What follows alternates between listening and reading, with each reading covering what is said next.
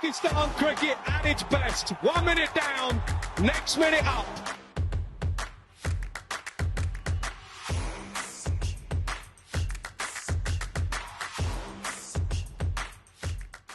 Thank you very much, everybody, for joining me once again. Saj Sadek here, bringing you another exclusive interview for Pak Passion. Great to be joined by a regular contributor on Pak Passion for many years. Pindi Born, former Pakistan all-rounder. 3 Test matches, 11 ODIs, and 13 T20Is for Pakistan. 790 first-class wickets, 404 List A wickets, 281 T20 wickets. That's a lot of wickets. It's obviously somebody who knows a lot about bowling. Over 20-year domestic career, played all over the world, in England, in Australia, here, there, and everywhere. Coached as well all around the world. Level 4 ECB qualified coach, and which is a fantastic achievement. He's also coached for the PCB. And recently, ahead of the PSL, he was appointed Director Cricket of Multan Sultans. Assalamu alaikum, Yasser Arafat. Yasser bhai, hope you're well. Walaikum Saad bhai, thank you very much. Thank you. Yasser bhai, कभी सोचा था कि Pakistan would lose 4 Test matches in a row to Bangladesh? देखिए साजिद भाई, कभी भी ऐसा मतलब होता है, टीमें इम्प्रूव करती हैं, मगर जिस तरीके से बांग्लादेश ने इम्प्रूव किया है और हमारी जो डिक्लाइन आई है वो देख के बड़ा अफसोस होता है। क्योंकि मुझे अभी भी याद है जब हम लोग डोमेस्टिक क्रिकेट खेला करते थे तो बांग्लादेश की टीम 2003-04 में जो है ना वो पाकिस्तान का डोमेस्टिक टूर्नामेंट क्रिकेट खेलने आई थी, just to get some confidence और टू गेट बेटर ना in longer format, 4 day cricket खेलने के लिए आई थी। तो वो हर हमारे जो स्टेट की टीम या हमारे जो डिपार्टमेंट्स होते थे उन टीमों से 4 दिन के मैच 3 दिनों में हार जाते थे। उनकी आप देखें कि ऑब्वियसली बॉलिंग तो उनकी हमेशा से फास्ट बॉलिंग बड़े वीक रहे हैं, मगर जिस तरीके से उन्होंने टर्न अराउंड किया है सारे ही डिपार्टमेंट्स में, बैटिंग अगर आप उनकी देखें बहुत ही एग्रेसिव तरीके से खेलते हैं और उनके पास मैच विनर्स अब ज़्यादा आ गए हैं। स्पिनर तो ऑब्वियसली उनके पास शुरू से ही अच्छे होते थे।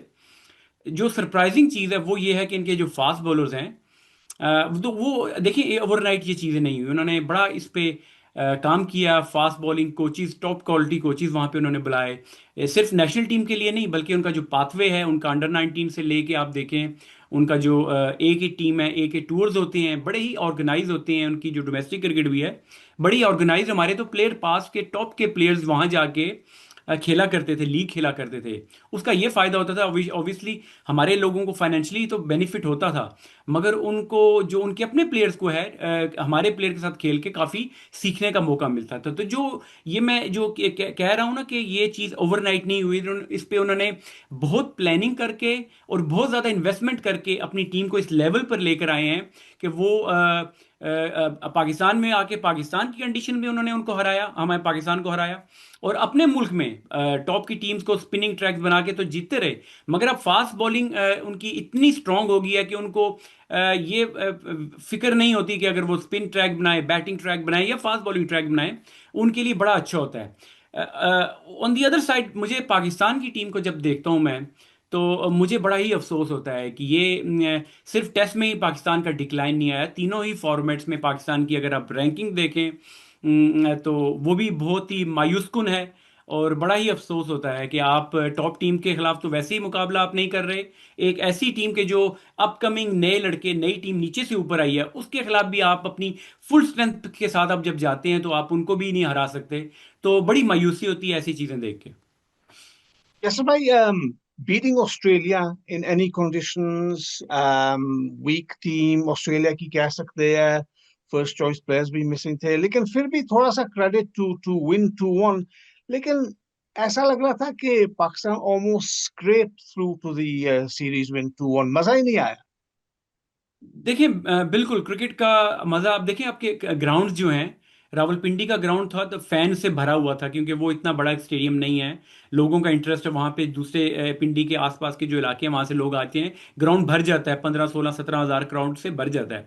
लाहौर, कराची, बाकी जो बड़े ग्राउंड्स हैं उनको भरना जरा मुश्किल इन द सेंस इस वजह से हो गया कि जिस तरीके की हम क्रिकेट खेल रहे हैं, जो हमारे रिजल्ट्स आ रहे हैं, स्पेशली आईसीसी इवेंट्स में हम लोग अगले राउंड में क्वालिफाई नहीं करते, जिस तरीके के हम लोग वीकर टीमों से हारते हैं। तो जो फैंस की एंगेजमेंट है, जो फैंस का जो पहले पैशन था क्रिकेट के लिए, वो जरा अब कम होता जा रहा है। जो आपने क्वालिटी ऑफ क्रिकेट की बात की, तो बिल्कुल अब आप उनकी वीकर साइड के खिलाफ भी आप इतना स्ट्रगल कर रहे होते हैं। आपको अगर छोटा टारगेट चेज करना है, उसमें भी प्रॉब्लम हो रहा है। ऑब्वियसली जब पहले बैटिंग करते हैं तो एक बड़ा टारगेट सेट नहीं कर सकते।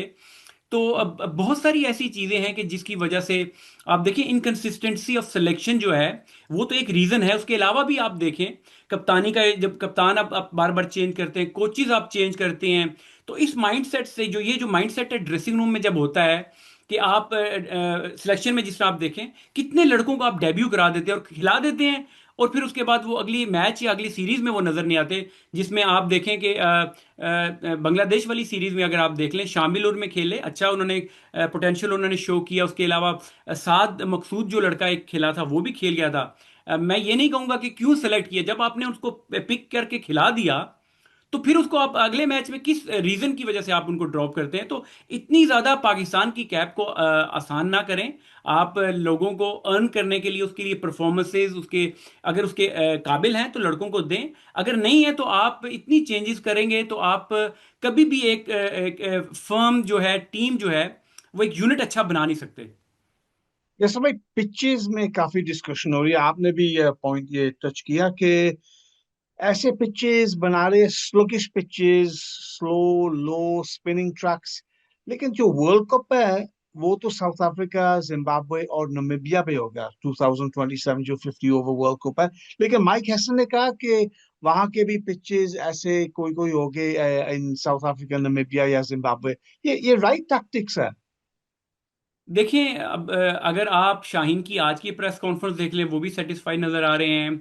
माइक हैसन को देख लें, इवन जो Aqib Javed director of cricket भी हैं, वो भी अगर इस स्ट्रेटजी और प्लानिंग के साथ जा सकते हैं, जा रहे हैं, तो अब हम इस पे आप क्या डिस्कशन करें जब आपकी जो कोर ऑफ पाकिस्तान क्रिकेट है वो अगर सेटिस्फाई है। हम यही बात कर सकते हैं कि आप देखें अंदर से जो होता है ना, मैं और आप डिस्कशन और जितने लोग भी पीछे बैठ के डिस्कस करें, आपको अंदर की सिचुएशन असल में मालूम नहीं होती। अब माइक हैसन को असल में क्वालिटी ऑफ प्लेयर्स जो है ना अपना पता है कि जिस क्वालिटी के आपके पास प्लेयर्स हैं, आप बड़ा स्कोर आप कर नहीं सकते, टारगेट मतलब किसी टीम के लिए लगा नहीं सकते। जब आप बैटिंग पिच आ जाती है, आपके बॉलर स्ट्रगल करते हैं, आपकी जो फास्ट बॉलिंग है वो डिफेंड नहीं कर सकते। आपने बड़े बड़े इवेंट्स में देखा होगा कि छोटी छोटी टीमों के खिलाफ आपकी जो टॉप सुपरस्टार जिनको हम कहते हैं कि हमारे टॉप के फास्ट बॉलर्स हैं, जो स्पिनर्स भी हैं, वो भी डिफेंड नहीं कर सकते।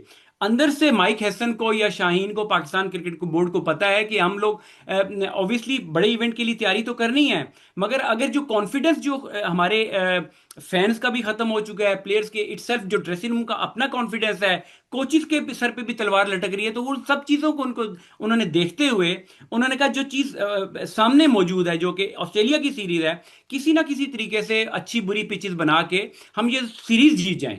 उसके बाद हम देखेंगे कि एक दफा थोड़ा सा कॉन्फिडेंस वापस आ जाएगा, फिर आप अपने जो आगे के जो मैचेस होंगे, जो सीरीज होंगी, वो उस हिसाब से फिर खेलेंगे और प्लान करेंगे।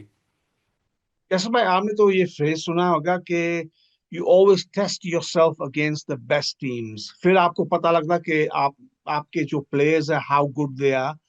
लेकिन अनफॉर्चुनेटली हमारे जो भी टीम्स आते हैं, इंग्लैंड लगा ले, न्यूजीलैंड, ऑस्ट्रेलिया, हमेशा ये weekend second string third string main players नहीं आते। ये भी एक प्रॉब्लम है। देखिए देखिए टेस्ट क्रिकेट को, ये जो बड़ी टीम्स है ना, ये टेस्ट टेस्ट क्रिकेट को प्रायोरिटी देती हैं। और उसके अलावा दूसरा ये है कि पूल ऑफ प्लेयर्स जो है ना, मेरे ख्याल में इन टीमों के पास पूल ऑफ प्लेयर्स ज़्यादा है।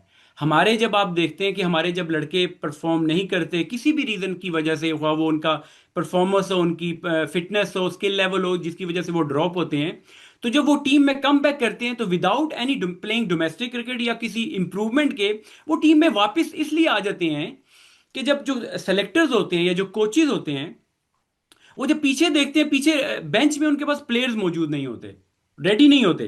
प्लेयर्स मौजूद होते हैं, आपके पास बहुत सारे प्लेयर्स ऐसे होते हैं जो मौजूद होते हैं, मगर ये है कि वो इंटरनेशनल जो to compete the best players in the world, उनके पास वो क्वालिटी नहीं है पीछे।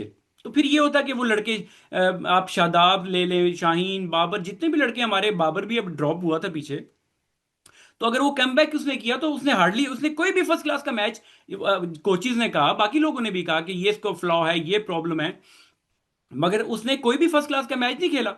बिग बैश में गया, वो वहां पे जाके फेल हुआ, उसके बाद फिर पाकिस्तान की सुपर लीग में उसने परफॉर्मेंस की तो वापस आ गया। तो कहने का मकसद ये है कि बाकी टीमें जो हैं वो इसी वजह से अपनी बी स्ट्रेंथ बेचती है कि जो उनके टॉप क्वालिटी प्लेयर्स हैं वो उनको उस बेसिस पे कि उनको important matches, important events, test cricket के लिए उनको सेव करते हैं, क्वालिटी क्रिकेट जो होती है उसके लिए सेव करते हैं। ये जो सीरीज होती है उनको पता है कि अगर वो अपनी बी टीम भी भेजेंगे तो वो compete भी करेगी और उनको हराने में भी उनमें सलाहियत होती है।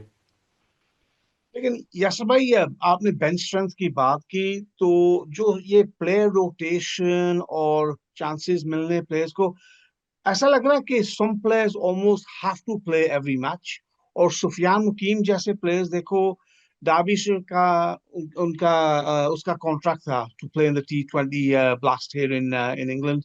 Derbyshire, first few matches for Derbyshire under Mickey Arthur. PCB ने उनको सेलेक्ट किया against Australia for the ODI series. बेचारा एक मैच भी नहीं खेला। वो कॉन्ट्रैक्ट भी गया तो एक मैच भी नहीं खेला। देखिए, हर प्लेयर का, प्लेयर टू प्लेयर चीज़ें वेरी करती हैं। उनका जो मुकाबला असल में जो पड़ रहा है, इब्रार ऑब्वियसली बहुत अच्छी बॉलिंग कर रहे हैं, उनका जो शादाब के साथ जो है, अब वो है उनका, क्योंकि शादाब की कोई परफॉर्मेंस भी नहीं है और वो इंजरी के बाद भी आए और T20 शॉर्टर फॉर्मेट में की परफॉर्मेंस की वजह से है। मगर जिस तरह मैंने जो चीज़ पहले बात की थी कि माइक हैसन को अंदर की जो सिचुएशन है, इंटरनल जो लड़कों की ड्रेसिंग रूम की, और जो उनके बाद 15 या 20 लड़के आते हैं, उस बंदे को ज़्यादा बेहतर पता होता है, बजाय कि हम लोग जो बाहर बैठे हैं कि लड़का फिट है नहीं है, लड़का फॉर्म में है कि नहीं है, जो भी चीज़ें हैं। शादाब का ये सिचुएशन है कि हमेशा अपनी बैटिंग को देखते हुए माइक हेसन ये कहता है कि मुझे थोड़ा सा क्वेश्चन बैटिंग ऑलराउंडर चाहिए, कि जो हमेशा हमारे 4-5 लड़के जब आउट होते हैं, उसकी रीजन ये है कि हमारी जो टेल है वो बहुत लंबी है। जब हमारे 6-7 लड़के आउट होते हैं तो आखिरी 4 जो लड़के होते हैं, जो टेल है, हमारे बॉलर्स हैं, वो बिल्कुल भी बैटिंग नहीं करते। प्रॉब्लम ये आ रही है कि जो कोच कोई भी आएगा, आप किसी को भी अभी ले के आएंगे तो वो यही क्वेश्चन रखेगा कि आपको, अब जब आप टेल को देखते हैं अपनी कितनी लंबी टेल है, तो आपको क्वेश्चन रखना पड़ता है। फहीम अशरफ की एग्जांपल आपके सामने है कि जो हॉलैंड वाला मैच है, अगर वहां पे वो, कितना क्रिटिसिज्म फहीम पे भी होता है कि क्यों टीम में है, कोच ने इस वजह से उसको रखा होता है वहां पे, या अभी भी शादाब को रखा है। शादाब अभी दूसरा जो मैच 60-70 और जो उसने, ऑल्दो पाकिस्तान वो मैच हार गया, अगर वो भी वहां पे जाके 60-70 रन ना करता, तो ये एक जो माइंडसेट है थोड़ा सा, क्योंकि उसको अपने टॉप ऑर्डर्स का भी पता है कि वो कितनी फॉर्म में है, क्या क्वालिटी है, और अपनी टेल का भी पता है। तो उस चीज को देखते हुए आप बैटिंग बढ़ा देते हैं, बैटिंग, और उसको एज अ बैटिंग ऑलराउंडर बना के, जिस तरह प्रेस कॉन्फ्रेंस में उन्होंने कहा। तो ये एक रीजन है जिसकी वजह से सुफियान मुकीम एक प्रॉपर बॉलर, जो कि मैं समझता हूं कि वो किसी भी टीम में एनी डे उसको टीम में खेलना चाहिए। यस भाई, ऑब्वियसली 50 ओवर वर्ल्ड कप की बात कर रहे हैं। It's about over 1 year, about a year away. आप देखें पाकिस्तान की जो वनडे टीम है at the moment, how ready do you think they are for वो टूर्नामेंट 50 ओवर वर्ल्ड कप? देखिए, रेडी तो कभी भी नहीं है, जितना मर्जी प्रेस कॉन्फ्रेंस में आके कोच भी कह दे, कप्तान भी कह दे, और क्रिकेट बोर्ड भी कह दे। क्योंकि आप हमेशा किसी भी इवेंट से पहले आप जाते हैं तो आप यही क्रिकेट बोर्ड की तरफ से आते हैं, और होता भी इसी तरह ही है कि आप बताते हैं कि जी हम जीत कर आएंगे, हम ये कर आएंगे, वो कराएंगे, करके आएंगे। मगर रियलिटी ये है कि दुनिया की टीमें काफ़ी इंप्रूव कर गई हैं, बेहतर हो गई हैं इन terms of their skill level, their fitness, और जिस तरीके से वो क्रिकेट को अप्रोच करते हैं, ख्वाह वो टेस्ट क्रिकेट हो, वनडे हो, T20 हो। हम लोग अभी भी वो, जो मैंने शुरू में बात की थी कि inconsistency in every department, from the chairman Pakistan cricket board till the pathway cricket में भी जो कोचेज अपॉइंट होते हैं, वुमेन्स में भी जो होते हैं। बल्कि थोड़ी सी हैरानगी की बात यह है कि आप देखें ना कि आकिब जावेद ने जब मिसबाह उल हक पे क्रिटिसिज्म किया था उनके हेड कोच बनने पे, कि जिस बंदे ने 1 मिनट की भी कोचिंग नहीं की तो वो कैसे पाकिस्तान टीम का हेड कोच बन गया। सिमिलरली अब जब वो खुद डायरेक्टर ऑफ क्रिकेट हैं, और ये सरफराज को जब हेड कोच ऑफ पाकिस्तान बनाया है, तो ये भी एक मज़ा का खेज चीज़ है कि आप देखें कि जब ये किसी भी टॉप टीम की एडवर्टीजमेंट आती है for a coach, head coach, आपको भी मालूम है कि ऑब्वियसली मैक्सिमम क्वालिफिकेशन होती है, maximum number of years experience, coaching experience होता है। ऑब्वियसली अगर किसी का प्लेइंग एक्सपीरियंस है वो भी ऐड हो जाता है, मगर ये है कि आपकी जो कोचिंग एक्सपीरियंस है वो बड़ा काउंट करता है। तो अभी भी देखिए, आप इस तरह के डिसीजन करते हैं आप कि आप सरफराज, विद ड्यू रिस्पेक्ट, वो बहुत अच्छे प्लेयर तो रहे थे, मगर आप जिस तरीके से उनको एक इतनी पाकिस्तान की इतनी बड़ी अपॉइंटमेंट हेड कोच आपने क्रिकेट टीम का लगा दिया है, तो यही रीजन है कि पाकिस्तान की क्रिकेट का जो डाउनफॉल है इन ऑल फॉर्मेट, सिर्फ एक फॉर्मेट में नहीं, यही वजह है कि पाकिस्तान की रैंकिंग 7वें 8वें 9वें नंबर पे पाकिस्तान की रैंकिंग आ रही है। तो ये छोटी छोटी जो गलतियां करते हैं, तो इसी की वजह से पाकिस्तान की टीम की रिजल्ट्स और पाकिस्तान टीम की ड्रेसिंग रूम का माहौल और पाकिस्तान के जो प्लेयर्स हैं उनका जो माइंडसेट है वो डरे डरे खेलते हैं। वो जो एग्रेसिव अप्रोच की हम बात करते हैं, फीयरलेस अप्रोच की बात करते हैं, तो ये जब चीजें ड्रेसिंग रूम के अंदर या प्लेयर्स के माइंड में होंगी, तो कभी भी आप दूसरी टीमों के खिलाफ बड़े इवेंट्स में, आईसीसी इवेंट्स में अच्छे तरीके से परफॉर्म नहीं करेंगे। आपका मतलब ये है यासर भाई के लेवल 4 जो ईसीबी लेवल 4 क्वालिफाइड कोचेस है, आप जैसे overqualified for PCB head coach role? नहीं नहीं, मेरा तो इंटरेस्ट भी नहीं है, और मैं नहीं समझता, क्योंकि मेरा वो एक बहुत बड़ी बल्कि प्रेस्टिजियस और बड़ी जॉब है उसके लिए। जिस तरीके से Gary Kirsten, Jason Gillespie, even Mickey, ये माइक हेसन और मिकी आर्थर, इस लेवल की कोचेज जो दुनिया में जिन लोगों ने काम किया हो, ये उनकी पोजीशन क्या है, ये ना मेरी ना सरफराज है, बाकी लोगों की नहीं है जिन लोगों ने उस लेवल पे काम किया। अभी भी आप देखें, पाकिस्तान का बैटिंग कोच जब ये ढूंढ रहे हैं, उसका एडवर्टीजमेंट उन्होंने लेवल 2 दिया हुआ है। अब वो लेवल 2 ऐसा होगा कि वो पाकिस्तान का लेवल 2 होगा जो 2-3 दिन में करा देते हैं, तो उस तरह की का बंदा उनको पता होगा किस बंदे को हमने देनी है। तो ये गलत अप्रोच है, गलत माइंडसेट है, और ये बदयांती भी है अपने मुल्क के साथ, इस पाकिस्तान की क्रिकेट के साथ, पाकिस्तान के प्लेयर्स और फैन के साथ बड़ी बदयांती है कि आप एक गलत बंदे को गलत जगह पे लगाते हैं, जिसका नुकसान अल्टीमेटली पाकिस्तान क्रिकेट को हो रहा है। और यासर भाई, डिस्पाइट ये जो ऑस्ट्रेलिया की series, Pakistan scrapping the 2-1 series win, Arafat Minhas player of the series, एक बड़ी अच्छी डेब्यू उसने की है। देखिए बहुत अच्छे हैं, बल्कि ये चीज़ देख के बड़ी खुशी होती है कि आपको इतने अच्छे अच्छे यंगस्टर्स मिलते हैं। उनका बल्कि जो छोटा भाई अरफात के साथ समीर हैं, वो बहुत अच्छे एक्साइटिंग प्लेयर हैं। शामिल हुसैन इटसेल्फ बहुत अच्छे हैं। गाजी गौरी ने बड़ा अच्छा परफॉर्म किया। और भी इस तरह के अच्छे प्लेयर्स आपके पास मौजूद हैं, और आने वाले भी नए लड़के जो हैं अंडर 19 या पीएसएल में, आपके पास बहुत अच्छे ऐसे प्लेयर हैं कि जो पाकिस्तान को सर्व कर सकते हैं इंटरनेशनल लेवल पे, प्रोवाइडेड कि उनको एक राइट इन्वायरमेंट मिले, जहाँ जिस जिस इन्वायरमेंट मिले, इन terms of Pakistan cricket board उनको अच्छे तरीके से लुक आफ्टर करे, वो उनको इन छोटी छोटी लीग्स में जाने से रोके, और अपना जो डोमेस्टिक है उसको, डोमेस्टिक स्ट्रक्चर, डोमेस्टिक क्रिकेट को इतना अच्छा करे कि आपके लड़के वहाँ खेलें, वहाँ से और बेहतर हो और सीखें, और पाकिस्तान टीम को सर्व करें। प्रॉब्लम ये होती है कि जो टैलेंटेड प्लेयर्स, हमारे अक्सर टेस्ट क्रिकेटर्स कहते हैं, जो टीवी पे बैठ के कहते हैं कि हमारे पास टैलेंट नहीं है। टैलेंट मौजूद होता है और आपके पास सामने होता है, प्रोवाइडेड कि आप उनको एक ऐसा इन्वायरमेंट उनके इर्द गिर्द क्रिएट करें कि वो लड़के जो अगर 60-70% है in terms of their pace, their fitness, their skill, वो 70 को 100 पे लेके जाएं और अपना पूरा पोटेंशियल जो है वो शो करें और पाकिस्तान के लिए परफॉर्म करें। और फाइनली यासर भाई, as I mentioned in the introduction, director of cricket for Multan Sultans, very prestigious role, काफी प्राउड हो गए आप। और ये जो रोल है, बताएं यासर भाई, what are the responsibilities, what are the targets and aims? देखिए फर्स्ट ऑफ ऑल तो मैंने कभी सोचा भी नहीं था, मैं तो ये जहन में होता था कि मैं किसी भी हवाले से, पाकिस्तान की 10 साल हो गए थे, मैं कभी भी इन्वॉल्व नहीं हुआ था, और किसी भी कोचिंग के हवाले से इन्वॉल्व हूँ। मगर डायरेक्टर ऑफ क्रिकेट की जो मुल्तान के लिए मुझे अपॉइंटमेंट मिली है, और स्पेशली मैं शुक्रिया अदा करूँगा गौहर का कि जिसने मेरे ऊपर ट्रस्ट किया, और मैं खुद सरप्राइज था कि जब गौहर ने मुझे कांटेक्ट किया और मुझे उन्होंने यह कहा कि मैं चाहता हूं कि आप मेरी इस मुल्तान सुल्तान की टीम को लीड करें और हेड करें, और I am grateful to him. वो मुझे और मैं कोशिश ये करूंगा कि जितनी भी अपनी मेरी अपनी एबिलिटी है, स्किल है और जितना मैंने सीखा है दुनिया में लीग्स में खेल के, डिफरेंट टीम्स डिफरेंट कोचेस के अंडर खेल के, इंटरनेशनल क्रिकेट खेल के, तो मैं कोशिश ये करूंगा कि एक ऐसा एनवायरनमेंट, एक ऐसी टीम कल्चर भी बनाऊं उस टीम में। ऑल्दो इस साल जिस तरीके से मुल्तान सुल्तान के लिए ब्रिलियंट उनकी परफॉर्मेंस रही है, कोचेस जिस तरह आप देखें वहाँ पे टिम पेन ने बड़ी अच्छे तरीके से इस टीम को लीड किया है। उसके अलावा घोर खुद देखें, जो ऑनर होने के बावजूद भी लड़कों को मैंने देखा कि वो थ्रो डाउन भी कर रहा है, उनके साथ बातचीत भी कर रहा है, तो इस बहुत अच्छा ये लगा है। अनफॉर्चुनेटली मैं इस साल मेरी अपनी कमिटमेंट थी, मैं यहाँ से मैं छुट्टी ले नहीं सका, जिसकी वजह से मैं इस दफ़ा गया नहीं। मगर उसके बावजूद जिस तरीके से मुल्तान सुल्तान की टीम को फैंस ने, लोगों ने देखा, एक अच्छी टीम थी, और मेरी ये कोशिश होगी इस टीम को और बेहतर एक ऐसा एक टीम बनाया जाए कि जिसकी लोग तारीफ करें, बजाय इसके कि उन लड़कों पे क्रिटिसिज्म हो या उनके खेलने के तरीके पे क्रिटिसिज्म हो। मैं ये चाहूंगा कि उनको एक ऐसा एनवायरनमेंट क्रिएट किया जाए जहाँ पे वो अपनी क्रिकेट को और बेहतर तरीके से परफॉर्म कर सके। और आपका रोल यासर भाई as director of cricket, it's not just about the PSL, और भी आपके रिस्पॉन्सिबिलिटीज हो गए अवे फ्रॉम द पीएसएल?